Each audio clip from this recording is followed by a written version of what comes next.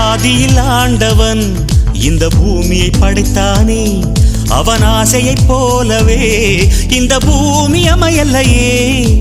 ஆண்டவன் ஆசையே இங்கு பொய்யாய் போய்விடில், மனிதனின் ஆசைகள் மெய்யாவது சாத்தியமா?